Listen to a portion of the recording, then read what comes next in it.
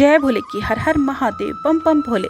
आज मैं आपको सुख सागर तीसरे स्कंद का 32वां अध्याय सुना रही हूँ। सुनी। भक्ति मार उत्कृष्टता का करे व्याख्यान मुनिपाल, मानुष गति सात्विकी का कहने लगे सब हाल। सुनी। कपिल देव जी बोले, घर में अपने धर्म का आचरण करता हुआ गृहस्थ धर्म के कार्यों को करता रहता है। गृहस्थ धर्म कार्यों को करता हुआ भगवान की सेवा पूजा रूप भगवत धर्मों को त्याग कर बड़ी श्रद्धा से देवता और पितरों को पूजता हुआ चंद्रलोक को प्राप्त करके फिर इसी मृत्यु लोक में आता है। वे चंद्रलोक आदि भी प्रलय काल में जब हरि भगवान शेषशय्या पर सोते हैं तब वे नष्ट हो जाते हैं।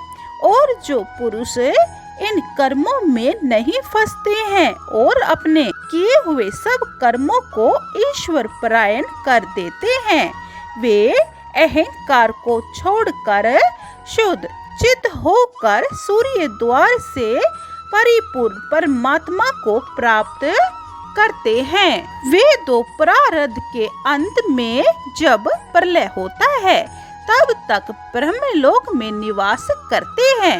जब ब्रह्मा जी 25 तत्वों से युक्त इस ब्रह्मांड का संहार करते हैं तब वह ब्रह्मा जी दूसरे प्रारब्ध काल में प्रवेश करते हैं।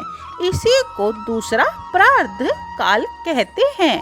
वे योगी भी ब्रह्मलोक में रहकर इस प्रलय के अंत में ब्रह्मा जी के साथ मोक्ष को प्राप्त हो जाते हैं। हे मैया, सब प्राणियों के हृदय कमल में स्थिर परमात्मा की शरण में भक्ति से होना ही सर्वोत्तम है। इस प्रकार भागवत भक्तों को निरंतर भक्ति से भगवान की प्राप्ति हो जाती है। भेद के द्वारा उपासना करने से तो ब्रह्मा आदि देवता भी इस आवागमन के चक्कर में फंसे रहते हैं और जो इस संसार में कर्मों में ही अपने मन को फंसाकर सकाम कर्मों को करते रहते हैं, वे पितृलोक में जाते हैं। और फिर वे लोग इंद्रियों के वश में होकर घरों में आसक्त होकर पितरों की ही सेवा में लगे रहते हैं, जो हरि भगवान की कथा से विमुख रहते हैं तथा धर्म अर्थ काम इन 3 वर्गों में ही लगे रहते हैं एवं इधर उधर की झूठी कथाओं को सुनते रहते हैं। जैसे विष्ठा का कीड़ा विष्ठा का ही सेवन करता रहता है। वे लोग अरम्या के दक्षिण मार्ग से होकर पितरों के लोकों को प्राप्त करते हैं। जब उनके पुण्य क्षीण हो जाते हैं तब फिर इसी लोक में उन्हें आना पड़ता है।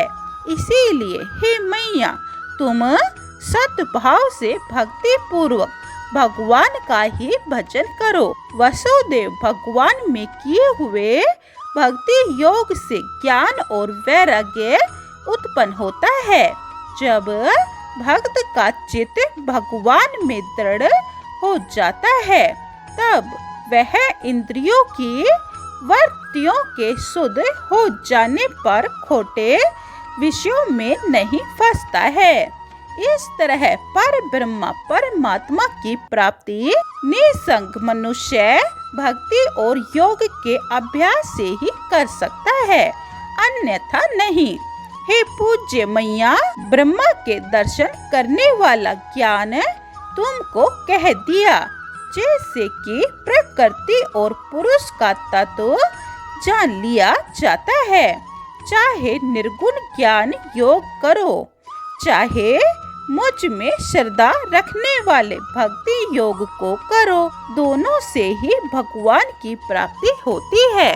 दोनों एक ही हैं। जिस प्रकार दूध आदि एक ही पदार्थ आँखों से देखने में सफेद और जीभ से चखने पर मीठा तथा स्पर्श करने पर ठंडा इस प्रकार अनेक प्रकार का मालूम पड़ता है।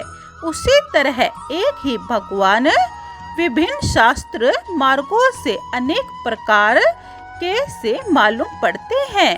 हे माता, भक्ति योग का स्वरूप और काल की गति, जीवन की बहुत सी योनियां, तत्वों की गणना तथा वैराग्य और ज्ञान, यह सब तुम्हें बता दी।